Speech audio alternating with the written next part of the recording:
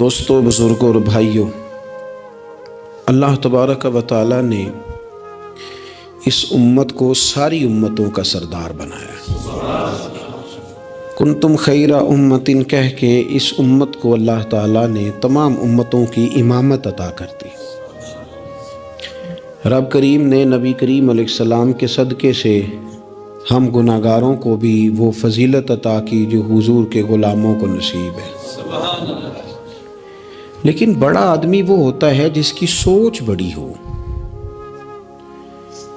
جس کے افکار بلند ہوں، جس کی نگاہ پاک ہو، جس کا حوصلہ بڑا ہو۔ اللہ تعالیٰ نے ہمیں امامت دی ہے امتوں کی، لیکن اگر سوچیں سطحی قسم کی ہوں، ذہن چھوٹے چھوٹے مفادات کے ہوں، ساری زندگی انسان اپنی دکان کی، اپنی ذات کی، اپنے گھر کی، اپنی برادری کی سوچ سے باہر ہی نہ نکلے، تو وہ آفاقیت جو اللہ اور اس کے پیارے محبوب صلی اللہ علیہ وسلم ہمیں دینا چاہتے ہیں وہ ہمیں کیسے حاصل ہوگی؟ جو قومیں اپنے چھوٹے چھوٹے ذاتی مفادات کے لیے ملی سودے کریں، اپنا گھر بنانے کے لیے ملکوں کو مقروض کر دیں، تو وہ کیسے دنیا کی امامت کا فریضہ سر انجام دیں گے؟ ساری زندگی اگر انسان اس رٹے سے باہر نہ آئے کہ میں کیسے اونچا ہو سکتا ہوں، میرے بچے کیسے آگے جا سکتے ہیں، مال کیسے کما سکتا ہوں، یہ میرا گھر بہت بڑی حویلی میں کیسے بدل سکتا ہے، فیکٹری ایک کی 4 کیسے ہو سکتی ہیں، اور کوئی ملی کام ہی نہ کرے تو وہ آفاقیت جو اسلام چاہتا ہے وہ کیسے پیدا ہوگی؟ اقبال کہنے لگے کہ عجب نہیں کہ خدا تک تیری رسائی ہو، پر تیری نظر سے پوشیدہ ہے آدمی کا مقام۔ تو بندے کو ہی نہیں سمجھ سکا تو وہاں تک تو کیا جائے گا؟ جب تک سوچوں میں وسعت نہیں آتی۔ دیکھیں نا، ڈاکٹر اقبال ہمیں کہتے ہیں کہ بازو تیرا توحید کی قوت سے قوی ہے، تو وطنوں میں، سرحدوں میں اپنے آپ کو قید نہ کر، تو اللہ تبارک و تعالیٰ کا نائب ہے اور خدا کے فضل کا تیرے اوپر سایہ ہے، بازو تیرا توحید کی قوت سے قوی ہے، اسلام تیرا دیس ہے اور تو مصطفی ہے۔ تو اپنے مذہب کو اسلام جان، اپنے وطن کو، اور تھوڑی بڑی سوچ پیدا کر، تھوڑا بڑا۔ اور اقبال کہنے لگے وقت فرصت ہے کہاں، کام ابھی باقی ہے۔ ابھی آرام سے بیٹھ گئے ہو، ابھی آرام سے بیٹھ گئے ہو، ابھی تو دنیا میں رسول اللہ صلی اللہ علیہ وسلم کے نظام کے جھنڈے کو بلند کرنا تھا، حضور کی آفاقی تعلیمات سے پوری دنیا کو تم نے روشناس کرانا تھا۔ اقبال کہنے لگے وقت فرصت ہے کہاں، وہ کام ابھی باقی ہے، نور توحید کا اتمام ابھی باقی ہے۔ بھی تو آگے بڑھنا تھا، لیکن سطحی سی سوچیں، چھوٹی چھوٹی باتیں، مثلا امیر دولت کے چکر میں اور غریب اس کمزوری کے احساس میں کہ میں تو غریب ہوں جی، میں تو غریبی کو بیچا تو نہیں نہ جاتا، غریبی کوئی فار سیل تو نہیں ہوتی، غریبی وہ زخم تو نہیں جسے دکھا دکھا کے بندہ پیسے وصول کرے۔ آپ اپنی غریبی کو بھی کیا سیل کریں گے؟ اپنے آنسو بھی بیچیں گے کہ میں چونکہ کمزور ہوں تو لہذا فٹافٹ میری بولی لگا دی جائے؟ لا یسألون الناس الحافا۔ قرآن کہتا ہے انہیں بڑی بھی ضرورت ہو تو پھر بھی لپٹ لپٹ کے سوال نہیں کرتے، ان کی سوچیں بڑی ہوتی ہیں۔ وہ کہتے ہیں بندے کیا دے سکتے ہیں، سیٹھ کیا دے سکتے ہیں، نواب کیا دے سکتے ہیں، اللہ رسول سے مانگیں گے۔ ان کی بڑی سوچیں ہوتی ہیں۔ وہ شاعر تھا نا ایک بیچارہ، شاعر ناراض نہ ہو جائیں، یہ بھی بیچارے قابل رحم ہوتے ہیں، ساری دنیا سو رہی ہوتی ہے تو یہ چھتوں پہ پھر رہے ہوتے، کہتے ہیں آمد ہو رہی ہے، تو یہ بھی ایک عجیب بعض اوقات کیفیت بن جاتی ہے۔ تو اس کی بھی حالت کچھ تھوڑی زیادہ ہی پتلی تھی، کپڑے بھی پھٹ گئے، کسی چوک میں مکھیاں بھنک رہی تھی، تو کسی نے سمجھ لیا کہ شاید غریبی بیچے گا۔ ایک بندہ سیٹھ گزرا تو 5 روپے پھینک گیا، تو شاعر اسے کہنے لگا یہ اٹھا اپنے پیسے لے جا۔ کہنے لگا وہ آپ کو اس لیے دیں کہ آپ کو ضرورت تھی، بڑا خوددار آدمی تھا۔ کہنے لگا اگر ضرورت ہوگی تو میں رب سے مانگ لوں گا، اللہ سے مانگ لوں گا، ضرورت پڑے گی تو۔ یہ آرزوئے کرم اور میں آپ سے کروں، یہ آرزوئے کرم اور میں آپ سے کروں، یہ بھیک اس کو دی دی ہے جس کا خدا نہ ہو۔ میں مانگ لوں گا، اللہ رسول مجھے دیتے ہیں، خودداری، عزت نفس، بڑی سوچ، بلند افکار، یہ ذات کا جو چنگل ہے نا، اس سے اپنے آپ کو آزاد کیا جائے. میری بات بن جائے، مجھے کو چودھری مان جائے، مجھے کو بڑا مان جائے، کسی کو پتہ چل جائے تعلق ہے، کسی کو پتہ چل جائے فلانے کا نام آتا ہے، کسی کو میں بھئی آپ کمزور ہو جائیں گے، آپ تو بھیک اور خیرات مانگنے لگیں گے عزت کی. آپ کس چکر میں پڑ گئے؟ آپ اپنے ذہن کو بڑا کریں، نگاہ کو بلند کریں، معاملات اس طرح کے کریں. دیکھیں قرآن مجید کیا فرماتا ہے. اللہ کریم نے فرمایا کہ بندوں کی شان یہ ہے کہ وَيُطْعِمُونَ الطَّعَامَ عَلَىٰ حُبِّهِ، وہ لوگوں کو کھانا کھلاتے ہیں پر اللہ کی محبت میں کھلاتے ہیں. کھلاتے لوگوں کو ہیں، پیار پانا چاہتے ہیں رب کا. مسکینم و یتیمم و اسیرا، مسکین کو بھی، یتیم کو بھی اور قیدی کو بھی. کبھی اگلی آیت پر آپ غور کریں نا، فرمائے انما نطعمکم، بے شک وہ کھانا کھلاتے ہیں لوجہ اللہ، اللہ کی رضا کے لیے. لا نرید منکم، اور وہ نہیں چاہتے جزاء ولا شکورا، نہ وہ کوئی جزا مانگتے ہیں اور نہ ان کا دل کرتا ہے کہ ان کا شکریہ ہی ادا کریں. شکریہ کے لفظوں کا تکلف بھی نہیں چاہتے. ولا شکورا، شکریہ کے جملے بھی کوئی بولے انہیں پسند.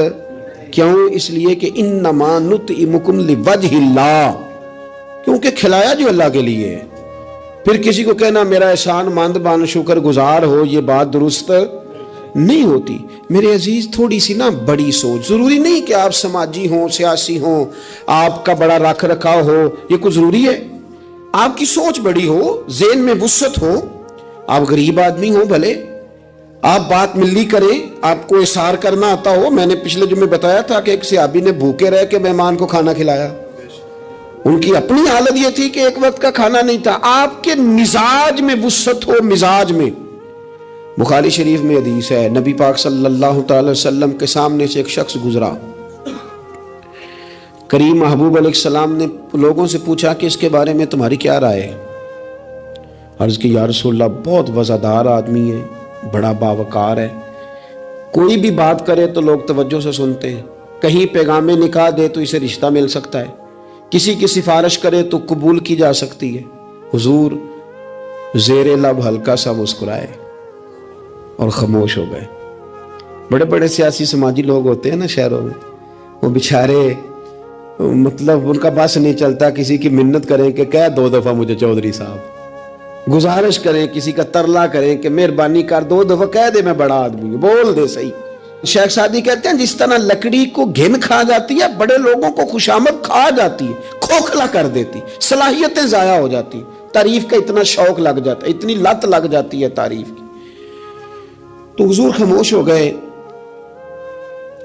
تھوڑی دیر کے بعد ایک غریب آدمی گزرا، یہ بخاری ہے. نبی کریم صلی اللہ علیہ وسلم نے فرمایا اس کے بارے میں تمہارا کیا خیال ہے؟ عرض کی یا رسول اللہ یہ تو غریب آدمی ہے، سادہ آدمی ہے، یہ کوئی بات کرے تو لوگ توجہ سے سنے نہ، پیغام نکاح دے تو کوئی اسے رشتہ بھی نہ دے، اور حضور یہ سفارش کرے تو قبول بھی نہ ہو. ایک بندہ پہلے گزر گیا جس کے بارے میں یہ تھا کہ بڑا جناب، لوگ اس کو جانتے ہیں، اس کی بات سنی جاتی، سفارش مانی جاتی، پیغام نکاح دے تو رشتے ملتے. اس کے بارے میں بالکل دوسرا مترادف اور الٹ تبصرہ کیا گیا، یا رسول اللہ یہ غریب آدمی ہے، اس کی وہ وزاداری نہیں. اب نتیجہ حضور نے بیان کرنا تھا، رزلٹ نبی پاک نے دینا تھا. حضور فرمانے لگے وہ جو تم نے کہا نا کہ بڑا وزادار ہے اور سفارشیں مانی جائیں اور پیغام نکاح قبول کیے جائیں، فرمایا اس طرح کے بندوں سے زمین ساری بھر بھی جائے تو پھر بھی یہ جو غریب گزرا ہے نا، یہ ان سب بندوں سے زیادہ افضل ہے. آپ کا کیا خیال ہے کہ نام کی تختیاں زیادہ لگی ہوں تو بندے کا روب زیادہ ہے، اس نے بڑے افتتاح کیے ہوں تو اس کا روب زیادہ ہے؟ تو میرے عزیز آپ بڑی سوچ، وسعت والی، بڑا کلیجہ، بڑا حوصلہ. نبی پاک صلی اللہ تعالی علیہ وسلم نا بڑی باتیں ارشاد فرماتے تھے. حضور کی کوئی ایک حدیث بھی، کبھی ایک حدیث پر بھی غور کرو گے تو عالمی سوچ ملے گی آپ کو، آفاقی بات، اس میں دنیا کی ساری حکمتیں پنہا نظر آئیں گی آپ کو. لیکن مسلمان اپنی گلی سے باہر نہیں آتا، اپنی برادری سے باہر نہیں آتا. اس کو یوں لگتا ہے کہ میرے گھر پیسے آ گئے نا، ایسی ہوا چلی ہے کہ ہر شخص سوچتا ہے اور تمام شہر جلے، بس ایک میرا گھر نہ جلے. हालांकि सारे जल गए तो तू किसके साथ जिंदा रहेगा, बस्तियां उजड़ गई तो तू किधर जाएगा। आप अपनी मिजाजों के अंदर वो वुसअत लाएं, वो बड़ाई पैदा करें। उठ बांध कमर क्यों डरता है, फिर देख खुदा क्या करता है। दरवेश ने लिखा है, वो कहते हैं एक शख्स ने ना, बस तमसील समझाने के लिए होती है ना मिसालें। एक शख्स किसी चीज की तलाश में था, वो चीज पहाड़ों पर मिलती थी। पहले भी कई लोग गिर गए, समझ लें कोई फल था, कोई जड़ी बूटी थी, कोई चीज थी, पहाड़ बड़ा ऊंचा था, वहां से मिलनी थी। ये भी गया उसकी तलाश में। तो ये जब एक पहाड़ पे चढ़ा तो ढलान थी, पांव फिसल रहे थे। इसने हिम्मत नहीं आ रही, इसने ना कुदाल पकड़ा, सामान पकड़ा लोहा काटने का। इसने वो पहाड़ काट के तो वहां 50-60 सीढ़ियां बनाई। फिर अगले पहाड़ पे गया तो वहां भी पैर फिसलते थे, ढलान थी, चढ़ा नहीं जा सकता था, उसको भी काटा, 50-60 सीढ़ियां बनाई। तीसरी पे गया तो उसको भी काटा, सीढ़ियां बनाई। अब बड़े जमाने लग गए, कमजोर हो गया, बूढ़ा हो गया, मौत का वक्त आ गया। किसी पूछने वाले ने कहा कि तुझे मिला क्या, 3 पहाड़ काट के तूने सीढ़ियां बनाई, तू पहुंच सका नहीं, मिला क्या। कहने लगा तुम्हें पता ही नहीं मैं कामयाब कितना हुआ हूं। मैंने अकेले ने वो चीज नहीं पानी थी, उसको पूरे शहर की जरूरत थी। जहां तक मैंने बना दिया है ना, अब जो सफर शुरू करेगा इसे अगला सफर शुरू करेगा। और मैंने 3 सीढ़ियां तो जिंदगी में बना दी है ना, 3 तो मैंने बनाई है। अब जो सफर शुरू करेगा वो इससे, और मैं कामयाब होके जा रहा हूं, मैंने अपने हिस्से का काम कर दिया। मैं यही कर सकता था, यही माली दा कम पानी देना, ओते पर पर मशका पावे, अगो खालक दा कम फल फुल लाना, लावे या ना लावे तो ड्यूटी तो करना, अपनी तो ड्यूटी नहीं करता। एक बाबा जी बूढ़े थे, हाथ कांप रहे थे हाथ, तो दरख्त लगा रहे थे। एक सियाना बंदा गुजरा, उसने कहा बाबा जी ना आपने फल खाना है, इतनी मेहनत की क्या जरूरत है। वो कहने लगा पुत्र, हमारे पिछलों ने लगाए थे ना, उनके फल हमने खाए हैं। हम सोचते हैं कि हम खुद गर्ज ना मर जाएं, हम भी कोई फल लगा दें, चलो आने वाली नस्लें ही खा लेंगी। मैं अगली नस्ल का सोच रहा हूं। भाई मिल्ली सोचे, कौमी, आप कुछ तो कर जाएं ऐसा कि फिर आने वालों को सिफर से ना शुरू करना पड़े। कोई तो ऐसी मंजिल हो, कोई तो ऐसा रास्ता हो, कुछ तो आप बना के दे जाएं, कुछ तो आप कर जाए। इमाम बुखारी हमें बुखारी बना के दे गए, उन्होंने कहा लो मैं तुम्हें हुजूर की सैयदी से जमा करके दे रहा हूं, अब तशरीह करते रहना, अब पढ़ते रहना, कयामत तक सुनाते रहना। लेकिन वो हमारा ये वाला सफर उन्होंने खत्म कर दिया कि हम जाएं, जाके हदीस तलाश करें, ढूंढ के लाएं, उसकी सेहत पर बहस करें।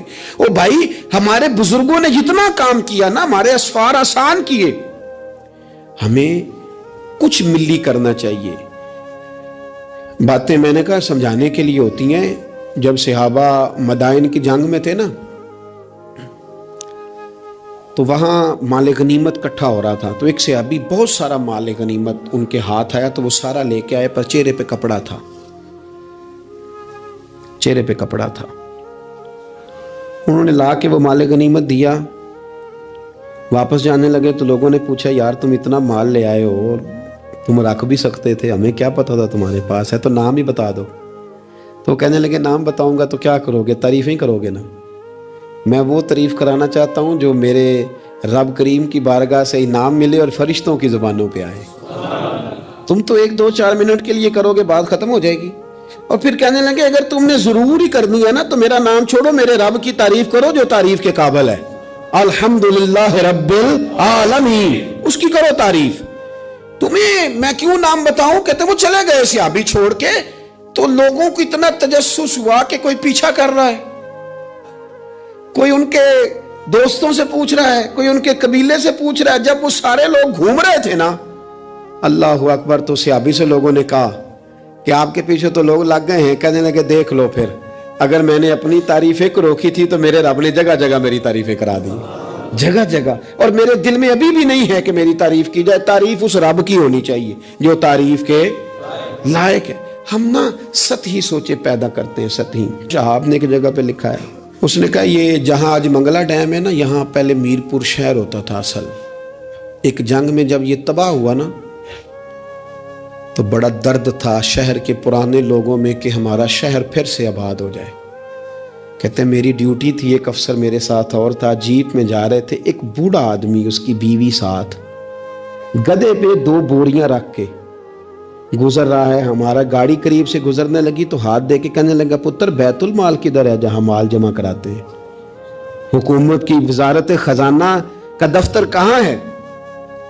कहते मैंने बूढ़े को देखा और उसकी बीवी को देखा, दोनों, एक ने इस तरफ से बोरी पकड़ी है, एक ने इस तरफ से, गधा चल रहा है। मैंने उनसे कहा, बाबा किधर जा रहे हो और ये क्या है? कहने लगे, पुत्र हमारा शहर तबाह हो गया है। तो मैंने और मेरी बीवी ने कई महीने लगा के मलबा साफ करके चांदी और सोना जमा किया है। ये 2 बोरियों में भरा है पुत्र, सही नजर भी नहीं आता। ये पहुंचाना है जरा बैतुल माल में ताकि हमारा शहर फिर से बन जाए, हुकूमत के खजाने में पैसे आए, ये बस्तियां फिर से आबाद हो जाएं, हमारे बुजुर्गों की, हमारे बड़ों की यहाँ कब्रें हैं, ये शहर बसता रहे, हंसता रहे, लोग यहाँ आते रहे, कोई हमारी कब्रों पे। कहते मैंने बाबे के हाथ देखे तो छाले से भरे हुए, उसके कपड़े देखे तो फटे हुए, बोरी सोने की भरी हुई। कहते मैं रो पड़ा। मैंने कहा तेरे कुर्बान जाऊं, तूने इतनी मेहनत की है घर बनाने के लिए, नहीं शहर बसाने के लिए।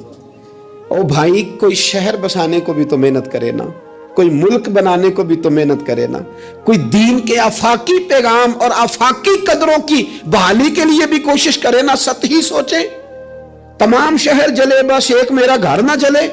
कोई ऐसा काम, कोई ऐसा मामला, कोई ऐसी चीज जो आफाकी हो, जो बड़ी हो, आपकी सोचें अगर थोड़ी सी भी वुसअत पैदा कर दे तो अल्लाह ताला उसमें आपके लिए बरकत पैदा कर देता है। आप थोड़ा सा ज़ौक़ पैदा करें, थोड़ा सा। मेरे अस्सा फरमाया करते थे, मदरसों के बच्चों से प्यार करते रहना, खुदा अपने बच्चों पे वैसे ही रहमत करता रहेगा। किसी गरीब की अश्कशोई करते रहना, घर का चराग खुद ब खुद ही जलता रहेगा। सोचें छोटी हैं, सतही हैं, हमारा मुफाद छोटा है, हम उसके अंदर वुसअत लाने को तैयार नहीं होते, छोटा लालच बर्पा करते हैं, हुजूर बड़ी सोच देते। सुराका बिन मालिक कहते हैं कि अबू जाल ने कहा कि 100 सुर्ख ऊंट मिलेंगे जो हुजूर को माज़अल्लाह गिरफ्तार करेगा। मैं 100 सुर्ख ऊंटों के लालच में गया और मैं हुजूर तक पहुंच गया। वो तो हुजूर ने हुक्म दिया तो जमीन ने मेरे घोड़े के पैर पकड़ लिए, अंदर धंसते चले जा रहे थे। कहते मैंने कहा कि हुजूर मैं 100 सुर्ख ऊंट के लालच में आया हूं। उस जमाने में सबसे बड़ी सल्तनत कैसर रूम की थी और उसकी जो शह सबसे ज्यादा मशहूर थी वो सोने के कंगन थे। जाहिरी तौर पर बड़ा बादशाह और बड़ी चीज हाथों में। आप खास गौर करें मैं क्या कहने लगा हूं। ओ संगियो, वो कहते हैं मैं आया था 100 सुर्ख ऊंट के लिए। तो हुजूर मुझे फरमाने लगे तू 100 सुर्ख ऊंट के पीछे में है और मैं तेरे हाथों में किसरा के कंगन देख रहा हूं। ओ भाई इससे बाहर निकल, अब तू 100 सुर्ख ऊंटों से, ये भी कोई बात है? इतना छोटा मुफाद रखने का क्या मतलब हो? आप अपनी जिंदगी में बड़ी और आफाकी सोच पैदा करें। इमाम गजाली कहते हैं तू बांटने का ज़हन तो बना, खुदा तुझे बांटने की तौफीक भी अता कर देगा। ज़ौक़ तो पैदा कर, लेकिन नहीं, छोटी छोटी बातें, थकी थकी बातें, कच्ची कच्ची बातें, कमजोर कमजोर सहमे सहमे से लोग। ओ हालात के सहमे हुए लोगों को बता दो हालात बदल जाते हैं, कोई एक जैसे नहीं रहते। हर वक्त कमजोर बात करनी और हर वक्त जनाब अंदाज। हजरत सैयदना इमाम ज़ैनुल आबिदीन बड़ा बांटा, उन्होंने सोच बहुत बड़ी थी। यानी आफाकी मिजाज के लोग, ऊंचे कद का मिजाज, ऊंचे रवैये। एक बंदा आपके पास आया तो उसने आके कहा हुजूर मैं भूखा हूं, मुझे खाना चाहिए। तो इमाम साहब ना ऊंची ऊंची आवाज में रोने लग गए, रो पड़े, दर्द के साथ रोए। फिर घर गए, खाना थैले में बांध के सामान लाए और ला के ना दीवार के साथ रख दिया। उसको बुलाया, कहने लगे फलानी दीवार के साथ मैंने खाना रखा है, उठा के ले जा। आपके साहबजादे कहने लगे अब्बा जी एक तो रोना आपका मेरी समझ में नहीं आया, लोग सवाल कर ही लेते हैं, और फिर ये कि आपने दीवार के साथ रखा था उसे दे देने में क्या हरज था? तो इमाम साहब फरमाने लगे पुत्र रोया इसलिए हूं कि यार वो भूखा था और मुझे पता ही नहीं था। पता नहीं कितनी भूख सह कि उसे कहना पड़ा है। दर्द आया है कि खुदा सवाल करेगा कि तेरे पड़ोस में बंदा भूखा था, उस गली में भूखा था, तुझे पता ही कोई नहीं था। रो पड़ा हूं कि मुझे खबर होनी चाहिए थी। और वहां इसलिए रखा है कि हमेशा लेने वाला हाथ देने वाले हाथ से छोटा होता है। लेने वाला हाथ नीचे होता है, देने वाला ऊपर होता है। آپ فرماتے ہیں میری طبیعت نہیں مانتی کہ کسی مومن کا ہاتھ میرے ہاتھ کے نیچے آئے. یہ سارے ہاتھ شانوں والے ہیں، لہذا میں ہاتھ سے پکڑاتا ہی نہیں. میں کسی کی نظر کیوں جھکاؤں؟ کیوں کسی کو اس طرح کا کروں کہ اس کی نظریں جھک جائے میرے سامنے کہ مجھے اس نے دیا ہے اور وہ شکر گزار بنے. میں یہ کام، اس کسی نے کہا تھا نا کہ یوں تو ہر ایک کو شیطان سے ڈر لگتا ہے، اور مجھ کو اس دور کے کچھ انسانوں سے ڈر لگتا ہے، اور جس کی ہر بات میں پوشیدہ ہو نشتر کی چبھن، ایسے ہر صاحب احسان سے ڈر لگتا ہے. اس نے احسان کر کے پھر نشتر چبھونے، اس سے ڈر آتا. فرمایا میں نہیں چاہتا. اتنی بڑی سوچیں جب لوگوں کی ہوتی ہیں تو پھر میرے بھائی انداز اور ہوتے ہیں. کچھ لوگ ایسے ہوتے ہیں کہ وہ پہلے قوم کا درد رکھتے ہیں، لیکن پھر جب انہیں دولت مل جاتی ہے، کوئی عہدہ مل جاتا ہے، پھر اس طرح کے نہیں رہتے. بعض لوگ پہلے نیک ہوتے ہیں، بڑے پرہیزگار ہوتے ہیں، غریبوں کا درد رکھتے ہیں، ان کی سوچیں سلجھ، پھر ان کو عہدہ مل جاتا ہے، پھر آہستہ آہستہ وہ کہنے لگ جاتے ہیں سارا ٹھیک ہے جی، کدھر ہے مہنگائی؟ کچھ بھی نہیں. جب بندہ جب تک کرائے کی گاڑی میں سفر کرتا ہے تب تک تو وہ کہہ رہا ہوتا ہے کہ کتنا کرایہ بڑھا دیا آپ نے، 5 روپے اضافہ کر دیا. اور جب وہ اپنی گاڑی میں بیٹھے پھر وہ جو بس کے پیچھے ہوتے ہیں وہ بیوقوف نظر آتے ہیں. کیوں؟ اب تو اس کے پاس پجارو ہے، اس کو کیسے وہ لوگ اب بھلے نظر آئیں گے. لیکن وہ بھائی ابھی بھی ہیں کچھ گھر جہاں رات کو یہ ڈسکس ہوتی ہے کہ شادی آ گئی ہے ملتان، تو کرایہ کہاں سے پورا کرنا ہے؟ کرایہ تھوڑا ہے، لہذا بچے رہنے دو، خود چلے جاتے ہیں، وہاں کچھ دینا دلانا بھی پڑے گا. ابھی بھی ہیں لوگ جو بیچارے ادھار پکڑ کے بیاہ پہ کرایہ لگاتے ہیں، لیکن جب سوچ کسی کی وہ رہتی نہیں. عبد الملک بن مروان بڑا نیک کہلاتا تھا، فقہا میں شمار ہوتا تھا. اتنی مسجد میں بیٹھ کے عبادت کرتا تھا کہ اس کو حمامت المسجد، مسجد کا کبوتر کہنے لگ گئے لوگ. لیکن پھر اس کے خلیفہ بننے کا اعلان ہوا. جس دن اعلان ہوا اس دن بھی مسجد میں بیٹھا تھا. پھر اس نے قرآن مجید رکھ کے نا الماری میں، تو کہنے لگا لگتا ہے اب میری اور قرآن کی جدائی ہونے لگی. پھر وہ یہی شخص تھا جس نے حجاج بن یوسف جیسا ظالم آدمی گورنر بنایا.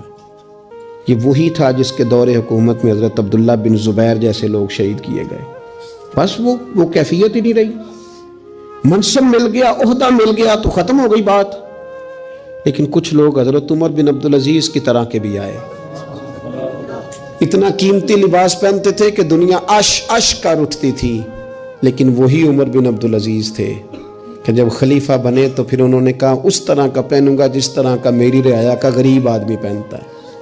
بیوی سے کہنے لگے مجھے رکھنا ہے کہ مال دولت رکھنا ہے؟ اس نے کہا آپ کو رکھنا ہے. وہ ایک خلیفہ کی بیوی، ایک بادشاہ کی بہن، ایک بادشاہ کی بیٹی تھی، پر سارے زیور خیرات کر دیے، غریبی کی زندگی گزاری. کچھ لوگ نہیں بدلتے، کچھ عہدہ آ گیا، مال آ گیا، روح بھی بدل گیا. کہانیاں ہی اور ہو گئیں. یعنی گاؤں سے آ کر پڑھنے والے بھول ہی گئے کہ کس کی ماں نے کتنا زیور بیچا تھا. پھر ان کے حالات ہی بالکل تبدیل ہو گئے، انہیں پتہ ہی نہیں ہم کیا تھے. سنو نا، حضرت صدیق اکبر رضی اللہ تعالیٰ عنہ کچھ بچیوں کا دودھ عصر کے وقت جا کے دھو کے آیا کرتے تھے، ان کو دیتے تھے. جس دن خلیفہ بن گئے تو ایک بچی نے آ کے پوچھا حضور اب وہ بکریوں کا دودھ کون دھویا کرے گا؟ تو آپ فرمانے لگے کیا خلافت مجھے خدمت خلق سے روک دے گی؟ وہ کام میں اپنی آخرت کے لیے کرتا تھا، کرتا ہی رہوں گا، میں نہیں بدلوں گا، میں وہی ہوں حضور کا غلام. بلکہ کنز المال میں ایک روایت تو ایسی ہے کہ کلیجہ منہ کو آتا ہے. ایک اونٹ گم ہو گیا مال غنیمت کا. سیدنا فاروق اعظم اونٹ ڈھونڈتے ہیں، کبھی ادھر بھاگتے ہیں، کبھی اور میری ذمہ داری ہے، مجھ سے قیامت میں سوال ہوگا، اور یہ مسلمانوں کا مال ہے، میں اس کا امین. ادھر بھاگتے ادھر بھاگتے ادھر بھاگتے. ایک شخص نے کہا حضور آپ بیٹھ جائیں، کسی غلام کی ڈیوٹی لگائیں.